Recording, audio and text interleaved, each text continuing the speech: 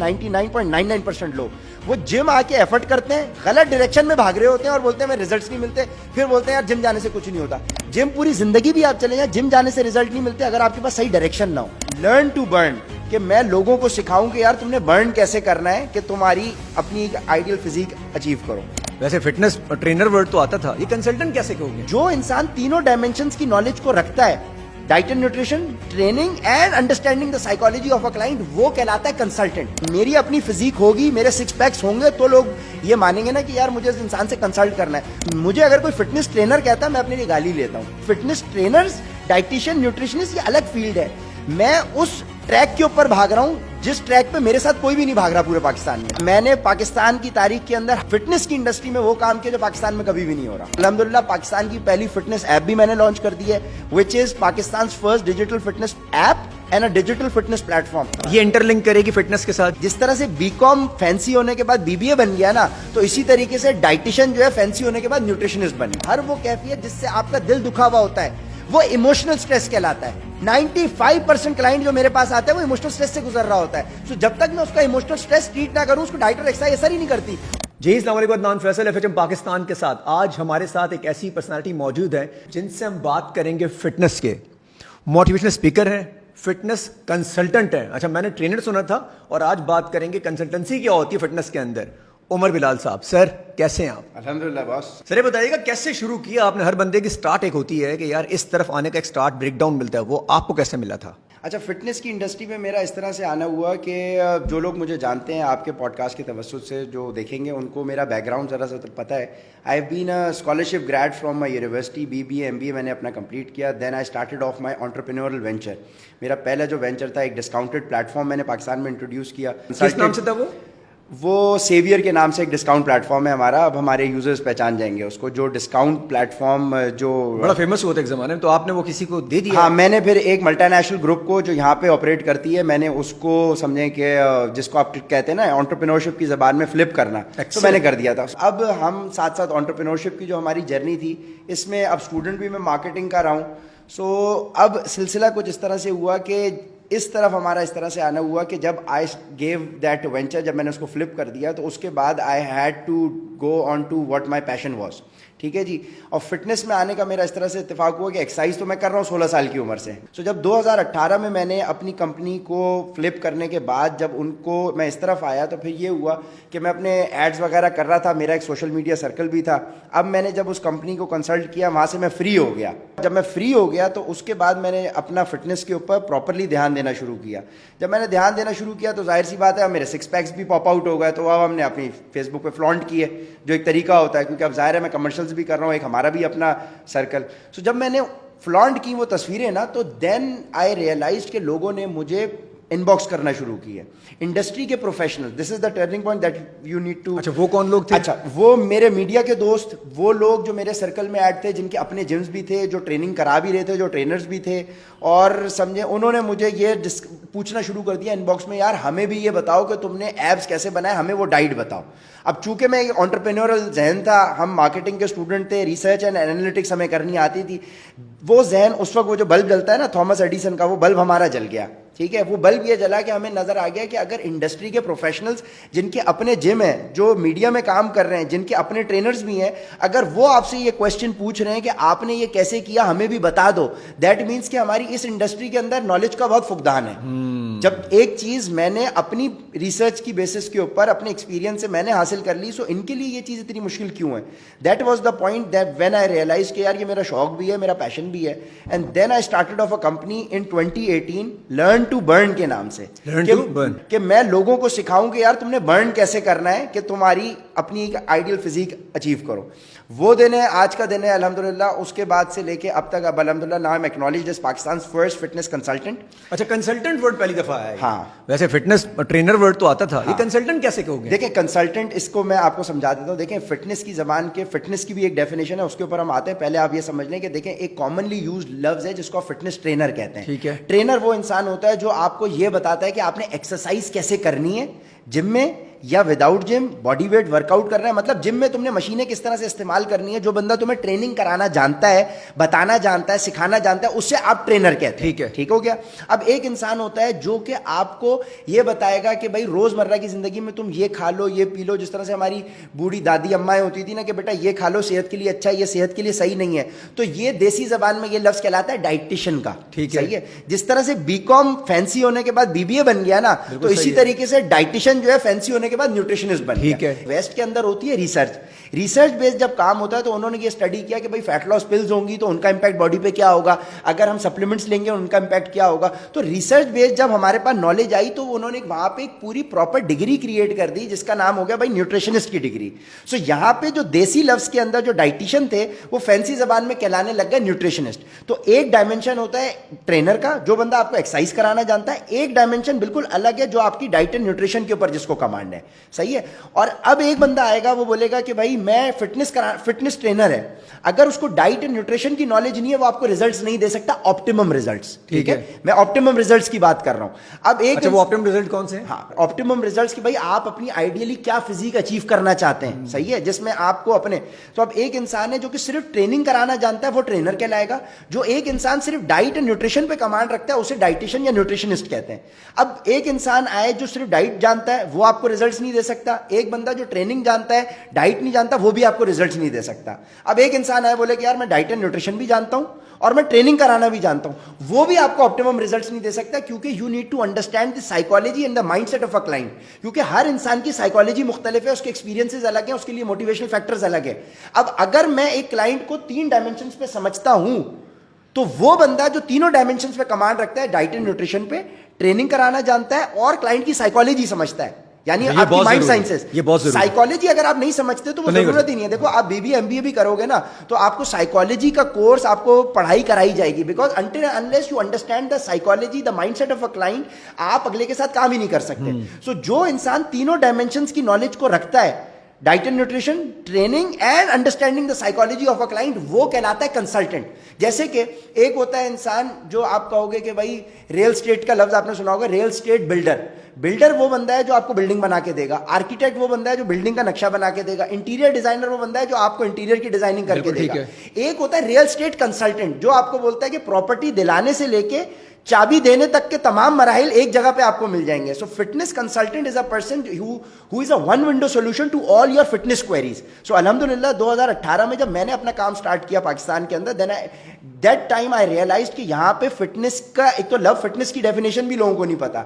लोग ट्रेनर हैं तो उनको डाइट की नॉलेज नहीं है, डाइट की नॉलेज है तो ट्रेनिंग की नॉलेज नहीं है, दोनों चीजें तो साइकोलॉजी की अंडरस्टैंडिंग नहीं है। अब मेरे पास इन तीनों चीजों का बैकग्राउंड अच्छा, है। बहुत सारे लोगों को 2 चीजें होती है, तीसरी नहीं होती। तीसरी नहीं, मेरे पास माइंड साइंसेस का, साइकोलॉजी का बैकग्राउंड। माइंड साइंसेस क्या चीज होगी सर? माइंड साइंसेस ये है कि आपका भेजा किस तरह से काम करता है, आपकी साइकोलॉजी किस तरह से फंक्शन करती है, इस चीज की अंडरस्टैंडिंग को आप साइकोलॉजी या माइंड साइंसेस कह लेंगे सादा ज़बान। ये इंटरलिंक करेगी फिटनेस के साथ, बिल्कुल, ये आपकी फिटनेस के साथ साथ क्या आपकी जिंदगी के हर शोबे में लिंक करेगी। आप शादीशुदा आदमी, आपको अपनी खातून की साइकोलॉजी समझ में नहीं आ रही तो आप उनके साथ जिंदगी भी नहीं गुजार सकते। In order to progress in life you need to understand the mindset of people. ठीक है ना, लोगों का जहन, आपका माइंडसेट, आपकी सोच समझना बहुत जरूरी है। तो इन 3 डायमेंशंस को जो इंसान समझता है वो फिटनेस कंसल्टेंट कहलाएगा। अब इसी से मैं आपको एक डेफिनेशन दे देता हूं कि फिटनेस का क्या मुराद है, क्योंकि लोग फिटनेस की डेफिनेशन को भी कंफ्यूज करते हैं। Fitness is has a subjective definition. Fitness से मुराद यह है कि एक इंसान अपने 24 घंटे दिन के जिन एक्टिविटीज में गुजार रहा है, अगर वो 24 घंटे की एक्टिविटीज करने के दौरान उसको कोई तकलीफ नहीं है, वो लेथार्जिक फील नहीं कर रहा, वो सुस्त फील नहीं कर रहा, जो वो 24 घंटे की एक्टिविटीज करता है और उसमें वो ऑप्टिमम हेल्दी फील कर रहा है, वो फिट है अपनी डेफिनेशन के हिसाब से। सही है, I will be fit according to my definition, जो मेरा वर्क रूटीन है। अब मिसाल के तौर के ऊपर क्रिस्टियानो रोनाल्डो है, उसकी फिटनेस की डेफिनेशन वो नहीं होगी जो विराट कोहली की है। अब विराट कोहली अगर बड़ी चौड़ी टांगे लेकर आ जाएगा और फील्ड के ऊपर, तो भाई उसकी परफॉर्मेंस अलग होगी। फुटबॉल खेलने के लिए आपकी फिटनेस की डेफिनेशन अलग होगी, क्रिकेट खेलने के लिए फिटनेस की डेफिनेशन अलग होगी, स्नूकर खेलने के लिए फिटनेस की डेफिनेशन अलग होगी, पॉडकास्ट करने के लिए आपकी फिटनेस की डेफिनेशन अलग होगी। अब मेरे लिए फिटनेस की डेफिनेशन क्या है? मेरे लिए फिटनेस की definition as a fitness consultant ये है, क्योंकि मैंने मेरा प्रोडक्ट क्या है? मेरी फिजिक। मेरी अपनी फिजिक होगी, मेरे सिक्स पैक्स होंगे तो लोग ये मानेंगे ना कि यार मुझे इस इंसान से कंसल्ट करना है. सो मेरे लिए फिटनेस की डेफिनेशन ये है कि I have to maintain six packs all year round, because this is my body is my product. ये मेरा ऑफिस है, मैं जहां पे भी खड़ा हो जाता हूं मेरी फिजिक देख के अगला बंदा मेरा क्लाइंट बन जाता है, यार हमें भी बताएं क्या है. So I maintain six packs all around.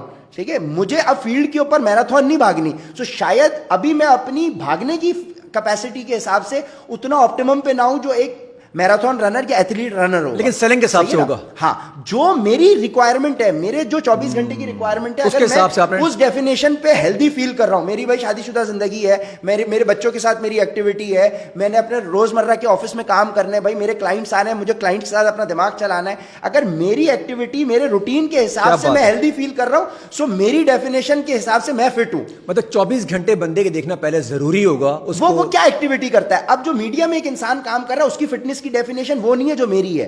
सही है. अब मीडिया में जो बंदा काम कर रहा है उसको लीन शेप में होना है, क्योंकि कैमरे के ऊपर आप 5 केजी ज्यादा आएंगे. ठीक है, जब मैं टीवी कमर्शियल कर रहा हूं तो मैं फिर ये फिजिक नहीं रखता, मैं इससे भी नीचे कट डाउन करके अपने आप को बिल्कुल लीन में करूंगा. क्या बात, एक्सीलेंट है. सो fitness depending on the person कि उसकी रिक्वायरमेंट और नीड क्या है. इसको कहते हैं subjective. Subjective means it varies from अच्छा, सब्जेक्ट. ऐसा होता नहीं यूजुअली, बस सबको एक ही दफा पढ़ा दिया. हमारे मुल्क में तो पढ़े लिखी बस छोड़ देना, क्योंकि सर अब मैं आपको ये पूछूं, अब ट्रेनर को कहां से पढ़ाएं लिखाएं यार, कौन सी क्लासेस दें उनको, कहां से क्लासेस लेगा वो? सर देखें, स्कूल है ट्रेनर्स का. देखें, अपने मुंह से अपनी तारीफ अच्छी नहीं लगती, लेकिन अब मैं आपको एक चीज बताऊं. देखें, ये भी जो मैं अब लफ्ज इस्तेमाल करूंगा इसका भी लोगों को नहीं फर्क पता.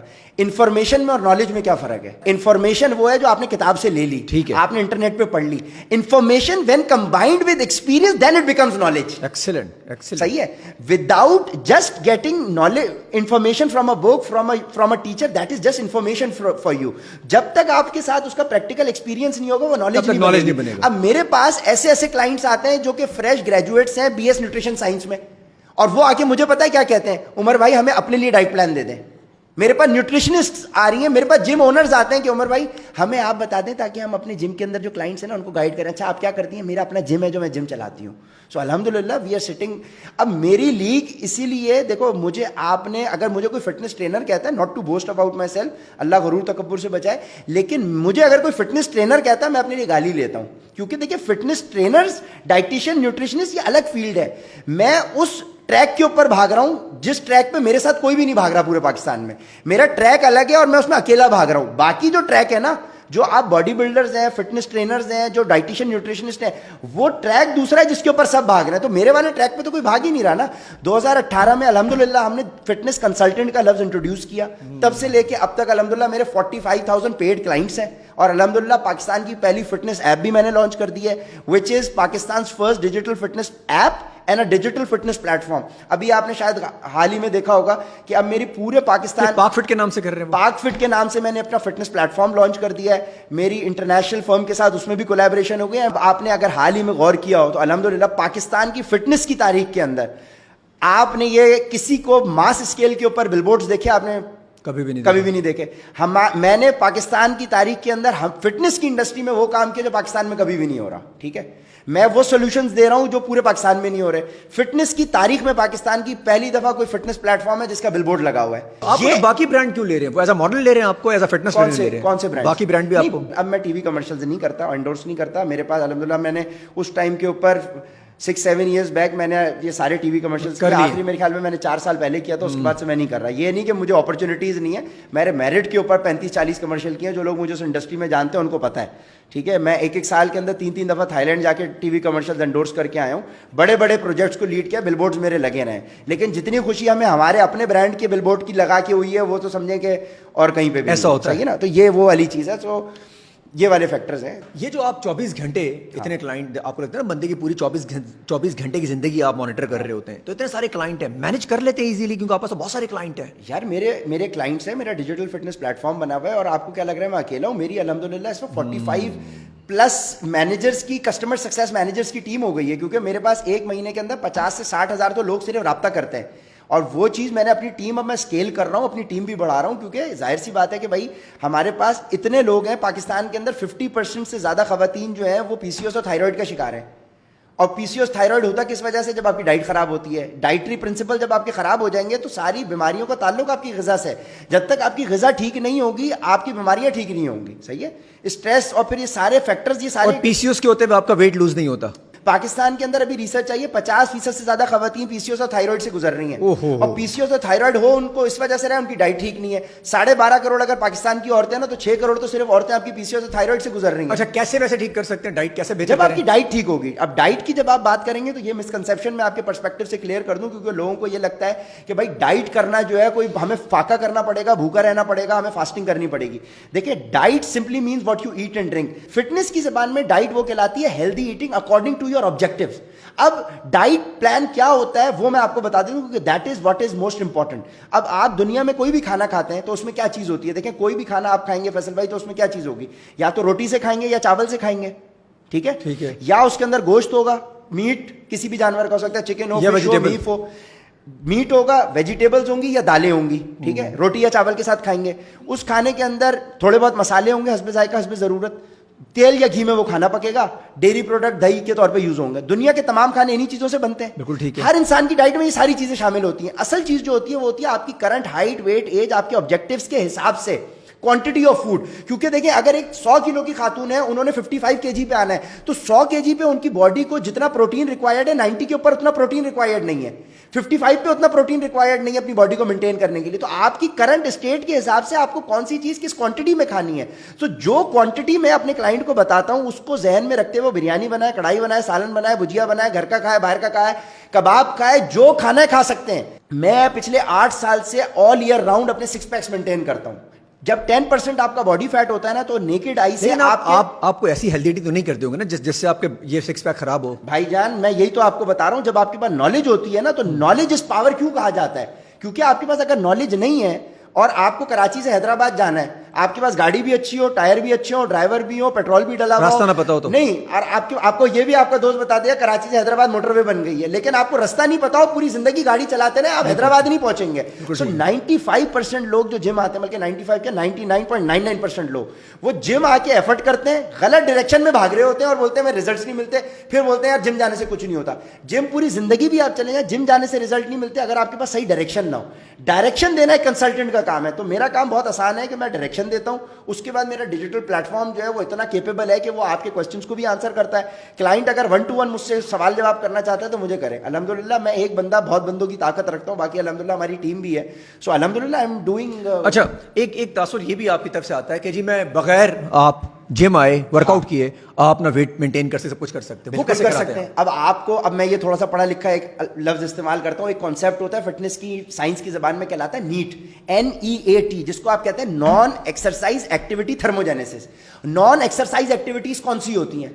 बाथरूम आना जाना, अपना बैठ के आप ये पॉडकास्ट कर रहे हैं, आप स्टैंडिंग पोजीशन में 5 वक्त की नमाज पढ़ रहे हैं, अपने ऑफिस से आना जाना कर रहे हैं, घर के अंदर बीवी बच्चों के साथ काम कर रहे हैं, खवातीन घर के काम कर रही हैं, अगर कोई घर की एक्टिविटीज कर रही हैं, हाउस होल्ड चोर्स हैं वो कर रही हैं, ठीक है। तो हर वो एक्टिविटी जो अलग से आप एक्सरसाइज या जिम के लिए नहीं निकाल रहे, जो रोजमर्रा के आपके 24 घंटे के काम है, नॉन एक्सरसाइज एक्टिविटीज, यानी अलग से एक्सरसाइज नहीं, अलग से मैं जिम नहीं जा रहा, अलग से मैं वॉक करने जॉगिंग करने नहीं जा रहा, तो 24 घंटे के दिन के अंदर मैं 1 घंटा जिम जा रहा हूं ना, 23 घंटे भी तो मैं कुछ ना कुछ एक्टिविटी कर रहा हूं। तो वो एक्टिविटीज कहलाती है नॉन एक्सरसाइज एक्टिविटीज।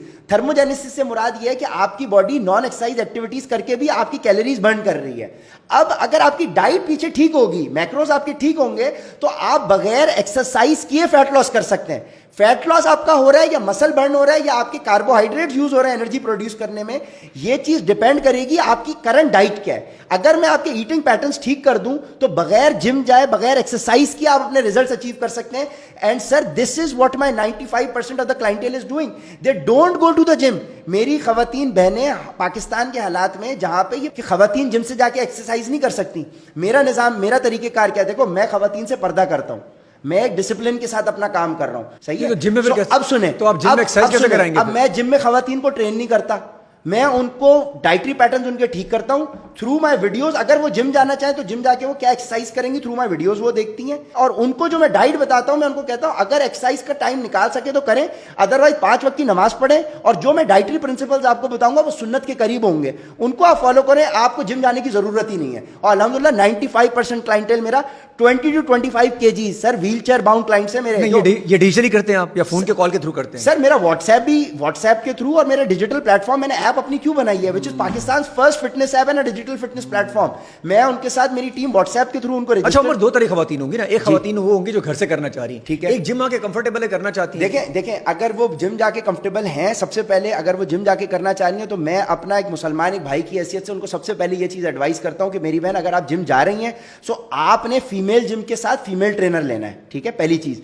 दूसरी चीज ये कि आपने जिम जाके एक्सरसाइजेस वो करनी है जो मैं आपको बता रहा हूं, मेरी एक्सरसाइजेस फॉलो करनी है, ट्रेनर को बोलना है कि वो एक्सरसाइजेस करवाएं जो मैंने बताई हैं, और डाइट वो फॉलो करनी है जो मैं बता रहा हूं। ट्रेनर को सिर्फ एज अ हेल्प लें, और जिस तरह से मैं अपने क्लाइंट्स को गाइड करता हूं उनको ट्रेनर की जरूरत भी नहीं पड़ती, ठीक है, वहां जाके बस नहीं पड़ती, ठीक है ना। तो कहने का मकसद क्या है कि देखें हम लोग बहुत मटीरियलिस्टिक हो गए हैं, हम लोगों ने जिंदगी की सबसे बड़ी हकीकत क्या है, जिंदगी की सबसे बड़ी हकीकत है मौत। अल्लाह के नबी की हदीस है सल्लल्लाहु अलैहि वसल्लम कि इस दुनिया में तुम्हारी जिंदगी की मिसाल ऐसी है जैसे तुम समंदर में उंगली को डालो और बाहर निकालो, जितना पानी इस उंगली पे लगा हुआ है ना, ये तुम्हारी दुनिया की जिंदगी है।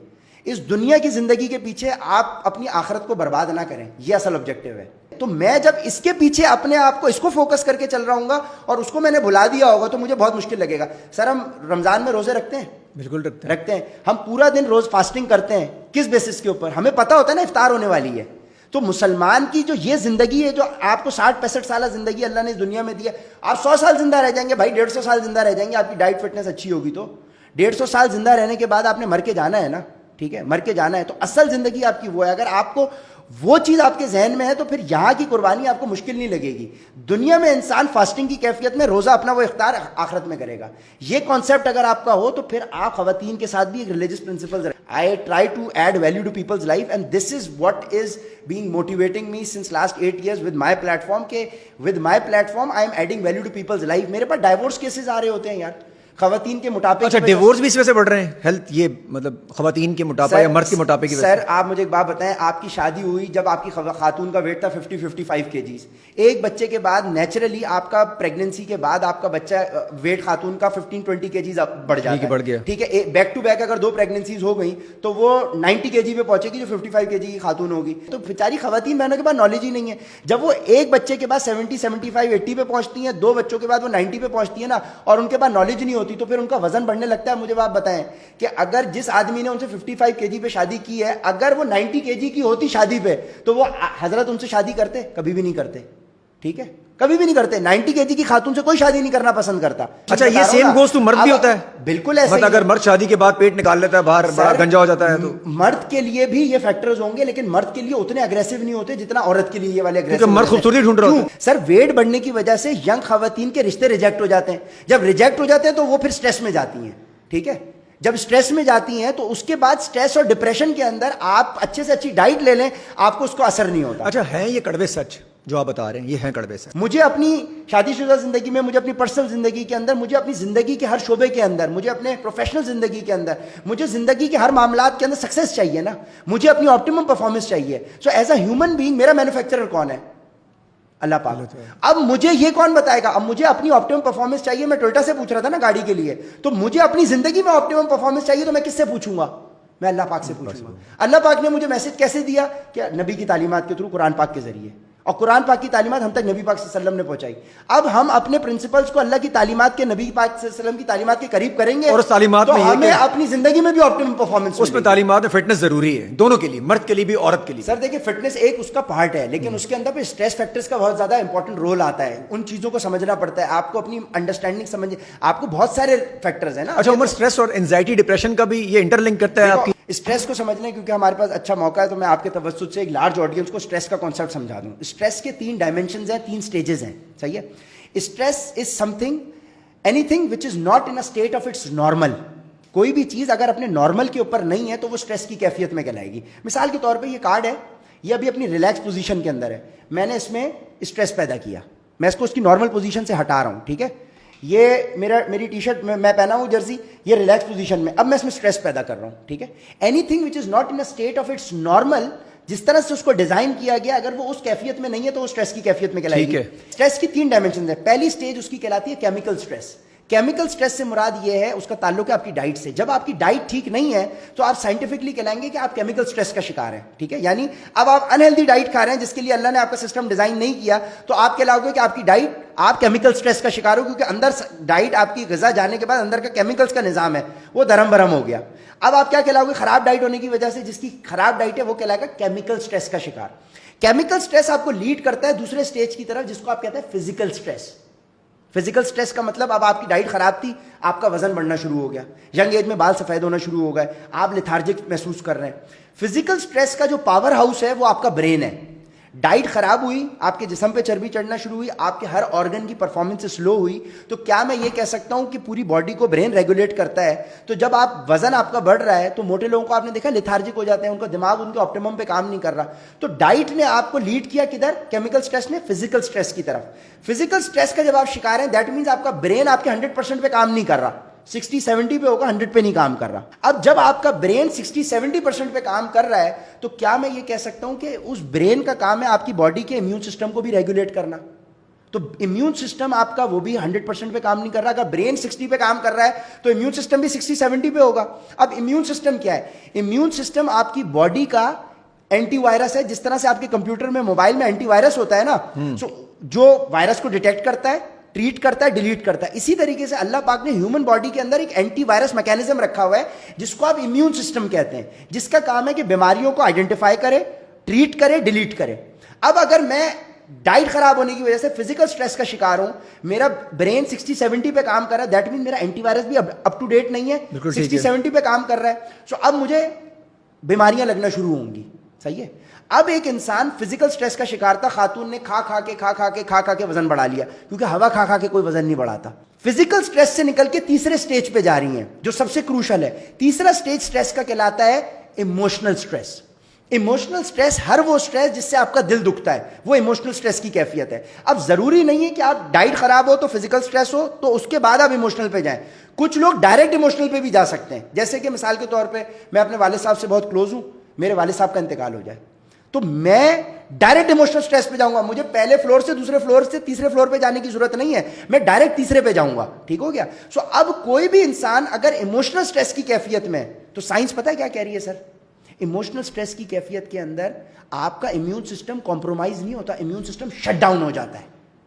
Now in a state of emotional stress, जब आपका इम्यून सिस्टम शट डाउन हो गया, नाउ जो मीठा खाने वाला शौकीन आदमी था ना, अब उसको डायबिटीज होगी। जो सिगरेट पीने वाला था उसको लंग कैंसर होगा। जो खवातीन इमोशनल स्ट्रेस की कैफियत में है उनको पीसीओएस और उनको थायराइड डायग्नोज हो जाएगा, क्योंकि डाइट खराब थी, फिजिकल स्ट्रेस का शिकार थी, लेकिन सिस्टम कुछ ना कुछ 60-70% पे काम कर रहा था। लेकिन इमोशनल स्ट्रेस की जब कैफियत में वो आ गई, हर वो कैफियत, वापस से मैं बता रहा हूं, हर वो कैफियत जिससे आपका दिल दुखा हुआ होता है वो इमोशनल स्ट्रेस कहलाता है। अब मेरे फाइनेंशियल क्राइसिस है घर में, मैं अपने घर वालों की जरूरियात पूरी नहीं कर सकता, महंगाई हो गई, बिजली का बिल इतना आ गया, 50,000 रुपये बिजली का बिल आ गया, मेरी तनख्वाह थी 25,000, अब मुझे कर्जा लेना पड़ रहा है, बच्चों को मैंने स्कूल से निकाल लिया। तो आदमी डाइट उसकी ठीक हो, फिजिकल स्ट्रेस उसका नहीं हो, लेकिन वो डायरेक्ट इमोशनल पे जाएगा। जब वो इमोशनल स्ट्रेस में जाएगा तो इम्यून सिस्टम उसका काम करना बंद कर देगा। जब इम्यून सिस्टम उसका काम करना बंद करेगा तो क्या होगा? अब उसको बीमारियां लगना शुरू होंगी। सो अगर आप इमोशनली स्ट्रांग हैं और आप गंद भी खा रहे हैं, जंग भी खा रहे हैं, आपको बीमारी नहीं लगेगी, आपको डायबिटीज नहीं होगी। आप इमोशनल स्ट्रेस को जहां पर आ जाते हैं वहां आप स्टार्ट होते हैं, तो किस तरह स्टार्ट करते हैं? रीस्टार्ट है ना वो तो। सर अब इमोशनल स्ट्रेस के ऊपर क्लाइंट को कंसल्ट किया जाता है। यही तो मैंने आपको बात की थी कि कंसल्टेंट वो बंदा है जो क्लाइंट की साइकोलॉजी समझ रहा है। अब एक ट्रेनर है, उसने डाइट अच्छे से अच्छी दे दी, उसने एक्सरसाइज अच्छे से अच्छी दे दी, लेकिन क्लाइंट इमोशनल स्ट्रेस से जब तक गुजर रहा है उसका इम्यून सिस्टम शट डाउन पड़ा हुआ है, डाइट और एक्सरसाइज तो असर ही नहीं करेगी। 95% क्लाइंट जो मेरे पास आता है वो इमोशनल स्ट्रेस से गुजर रहा होता है। सो जब तक मैं उसका इमोशनल स्ट्रेस ट्रीट ना करूं, उसको डाइट और एक्सरसाइज असर ही नहीं करती। और मैं इमोशनल स्ट्रेस पे जैसे ही उसको ट्रीट कर लेता हूं तो उसको डाइट और एक्सरसाइज ना भी वो पूरी 100% फॉलो करे, उसे रिजल्ट्स मिल जाते हैं। अच्छा, वो कैसे करते हैं आप? सर उसके लिए पैसे लगते हैं, उसके लिए टाइम लगता है, उसके लिए इमोशनल स्ट्रेस के ऊपर बात करने के लिए आप डिटेल में अलग से एक पॉडकास्ट करें। Emotional stress is a detailed topic, ठीक है, आपके तवज्जुह से मैं फ्री कर दूंगा, ठीक है, इतनी बड़ी बात। अच्छा, इमोशनल स्ट्रेस के ऊपर मैं डिटेल फॉर में बात एग्जांपल हम एक करूंगा। इमोशनल स्ट्रेस बंदा आपको दें हाँ। और आपसे उस पर एक वीडियो करवाएं, सर 10 मिनट के अंदर वो रीस्टार्ट होगा। सर रीस्टार्ट होगा, प्लस जो सबसे देखे मैं हूं सोल्यूशन ओरिएंटेड, क्योंकि इम्यून सिस्टम तो बंद हुआ देखो मैं इस वक्त, ये मेरा आपका पहला पॉडकास्ट है ना, तो इस वक्त मैं आपके पॉडकास्ट के तवज्जुह से अपनी ऑडियंस को ये बता रहा हूं कि मेरे पास अल्हम्दुलिल्लाह अल्लाह के हुक्म से कितनी कैपेबिलिटी है। अब मैं अगर एक टॉपिक पे चले जाऊंगा, स्ट्रेस को, केमिकल स्ट्रेस को खोलूं तो मैं आपको पूरी डाइट सिखा सकता हूं, carbohydrate, fat, protein, macros, micro सब सिखा सकता हूं। मैं जब आपके साथ फिजिकल स्ट्रेस पे बात करूंगा तो मैं माइंड साइंसेस, साइकोलॉजी, ये वाली सारी चीजें सिखा सकता हूं। जब मैं इमोशनल स्ट्रेस पे बात करूंगा तो मैं आपको इमोशनली स्ट्रांग कैसे होना है, इमोशनली कैपेबल कैसे होना है, मैं इसके ऊपर बात करूंगा। ठीक है। और जब मैं माइंड साइंसेज, माइंड साइकोलॉजी की बात करूंगा तो हमारे कौम के अंदर जो नफरत, बोझ, कीना, हसद, जलन, हसद है ना, इसको कैसे काउंटर करना है वो करना है। और ये मैं खाली नंबर्स की बात नहीं कर रहा। देखो अल्हम्दुलिल्लाह मेरी एक अचीवमेंट है जिंदगी के अंदर, अल्हम्दुलिल्लाह, अल्लाह बड़े बोल से बचाए। तो सर मैं बहुत बड़े तुर्रम खान चीज नहीं हूं, लेकिन अपनी फील्ड में अल्हम्दुलिल्लाह, ठीक है। सो जो मेरे पास नॉलेज है उसकी बेसिस पे ही आपने मुझे उमर, बुलाया। ये जो नॉलेज आपने ली है, ठीक है, हाँ। ये एक नॉलेज बाकी ट्रेनर का भी हक बनता है कि वो कंसल्टेंट बने। सर देखें, ये कैसे आप लेते हैं? इसकी एकेडमी नहीं है। सर देखें, ये इसके अंदर जो, अगर मेरे पास कोई चीज़ है तो मैं सबसे बड़ा किरदार इसके अंदर अपनी वालदा को दूंगा। मेरी वालदा माशाल्लाह आलिमा है, उन्होंने 18 साल की उम्र के अंदर वो फॉर्मल आलिमा बन गई, ठीक है।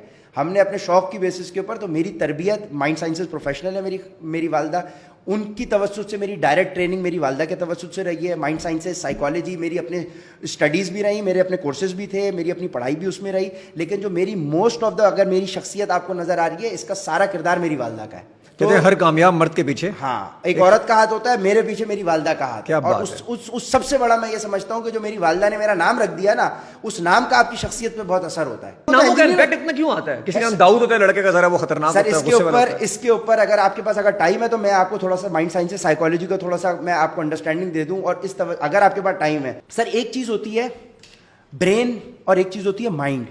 ये दो इंटरचेंजेबल वर्ड्स हैं। Brain is the hardware, mind is the software. IPhone is the hardware, जिस तरह से उसका सॉफ्टवेयर है iOS, ठीक है। सैमसंग एक हार्डवेयर है मोबाइल, उस किस पे चलता है? एंड्रॉइड पे। सो सैमसंग हार्डवेयर है, चलता किसके ऊपर है? सॉफ्टवेयर के ऊपर, जिसको आप कहते हैं iOS या एंड्रॉइड। इसी तरीके से ब्रेन हमारा हार्डवेयर है, ये ब्रेन चलता है जिस सॉफ्टवेयर पे, उस सॉफ्टवेयर का नाम माइंड है, ठीक है। दो किस्म के माइंड होते हैं, एक होता है कॉन्शियस माइंड कहलाता है, और एक कहलाता है सबकॉन्शियस माइंड। कॉन्शियस माइंड वो होता है anything that you do for the very first time in your life. जिंदगी में कोई भी काम आप पहली दफा जिंदगी में कर रहे हैं तो वो कॉन्शियस माइंड से प्रोसेस होता है। मिसाल के तौर पे आपने जब जिंदगी में पहली दफा गाड़ी चलाना सीखी तो आप गियर देख के लगाते थे, ब्रेक देख के लगाते थे। जब ब्रेक लगाना होता था तो आपका सर विंड स्क्रीन से हटके आपका ब्रेक के ऊपर जाता था, जब गियर लगाना होता तो गियर पे जाता था। कॉन्शियस हो गए, कॉन्शियसली मतलब आपकी अवेयरनेस 100% पर है। Anything that you are doing for the very first time in your life is being processed by your conscious mind, ठीक है। सही हो गया। जब मैंने पहली दफा टाइपिंग करना सीखी तो मैं देख रहा हूं ओ किधर है, एम किधर है, ए किधर है, आर किधर है। अब anything that you do repeatedly, किया एक चीज आपने बार बार की तो वो आपके कॉन्शियस से निकल के किधर चली गई? सबकॉन्शियस में एक फाइल सेव हो गई, ठीक है। अब वो फाइल वैसी चलेगी। अब वो फाइल जब चलेगी तो जब आप गाड़ी चला के आते हैं तो आप ये सोचते नहीं है कि कब ब्रेक लगा रहे हैं, सब कुछ खुद हो रहा होता है, खुद ब खुद हो रहा होता है। तो सबकॉन्शियस वो वाला मोड है जहां पे आप ऑटो पायलट के ऊपर हैं, ठीक है। आपकी कॉन्शियस अवेयरनेस नहीं है, लेकिन वो काम आप कर रहे हैं, ठीक है। एक बच्चे का 0 to 7 कहलाता है, उसमें उसका ब्रेन, एक बच्चे का, अगर ये मेरा ब्रेन है, नजर आ रहा है? बिल्कुल ठीक है। ये एक ब्रेन है 0 to 7 बच्चे का, तो 0 to 7 में 95% कॉन्शियस होता है एक बंदे का, 95% कॉन्शियस होता है और 5% सबकॉन्शियस होता है एक बच्चे का। क्यों? क्योंकि बच्चा दुनिया में पहली दफा है, हर चीज जो वो जिंदगी में अपनी देख रहा है वो पहली दफा देख रहा है, पहली दफा परसीव कर रहा है। दो लोगों को लड़ते हुए देख रहा है तो उसकी वही फाइल बन रही है। वो लोगों से, अब वही बच्चा आप अमेरिका भेज दो तो अंग्रेजी में बात करेगा, पाकिस्तान में हो तो पाकिस्तानी में, उर्दू में बात जैसी फाइलें सेव हो रही हैं, जो वो देख रहा है वो एब्जॉर्ब कर रहा है। तो है। साइंस इसको कहती है 0 to 7 में 95% उसका कॉन्शियस काम कर रहा है, 5% ऑटो पायलट है। और साइंस इसको ये भी कहती है the brain of a child is like a sponge. Sponge क्या है? जो उसको माहौल दोगे वो उसको एब्जॉर्ब कर लेगा, ठीक हो गया। ये 0 to 7 का एक बच्चे का स्ट्रक्चर है, ठीक है। By the time he is 35, so 5% conscious रह जाता है, 95% सबकॉन्शियस होता है। बिल्कुल ऐसा ही है, फाइलें सेव रेसिप्रोकेट हो रहा है, यानी 15 साल की उम्र में 50-50 होगा। और बाय द टाइम वो 35 है, साइंस क्या कह रही है कि 95% उसका सबकॉन्शियस है। आगे है। यानी अगर मैं 35 साल का हो चुका हूं तो दिन भर में 35 साल का आदमी जो 95% अपने काम कर रहा है वो क्या से कर रहा है? वो अपने ऑटो पायलट से कर रहा है, वो सोच नहीं रहा, बिल्कुल ठीक है, नई चीज नहीं कर रहा, वो ऑटो पायलट पे चल रहा है, ठीक हो गया। ये कॉन्शियस सबकॉन्शियस समझ में आया? पर्सनैलिटी क्या होती है? जैसे बोलता है, जैसे सोचता है, जैसे घूमता है, जैसे दिखता है, सब कुछ इसमें सही है। Personality in short, how would I react to a certain situation, what are my thinking patterns. मैं पॉजिटिव सोचता हूं, मैं नेगेटिव सोचता हूं, मैं कॉन्फिडेंट हूं, नहीं हूं, मैं ऑप्टिमिस्टिक हूं, मैं पेसिमिस्टिक हूं, मैं जो हूं आउटस्पोकन हूं, मैं जो हूं इंट्रोवर्ट हूं, एक्सट्रोवर्ट हूं।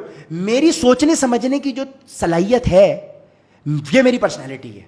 How would I react to a certain situation, set of behaviours, actions, ठीक है, ये पर्सनैलिटी है। 95% आपकी शख्सियत में आपके एनवायरनमेंट का रोल है। सही है। अब मिसाल के तौर के ऊपर मेरी पर्सनैलिटी बन रही है मेरे एनवायरनमेंट से, मेरी शख्सियत मेरे एनवायरनमेंट से बनती है। अब सर मैं 0 to 7 में मेरा एनवायरनमेंट एक बच्चे का क्या होता है? मेरे एनवायरनमेंट में कौन कौन होता है? मेरे पेरेंट्स होते हैं, मेरे सिबलिंग्स होते हैं, मेरे रिश्तेदार होते हैं, मैं स्कूल जा रहा हूं तो वो लोग हैं, करीब करीब के लोग हैं ना। ठीक है, ठीक है। मैं अपने 24 घंटे जिन लोगों में गुजारता हूं वो मेरा एनवायरनमेंट कहलाएगा। ठीक है। 0 to 7 एक बच्चे का एनवायरनमेंट है।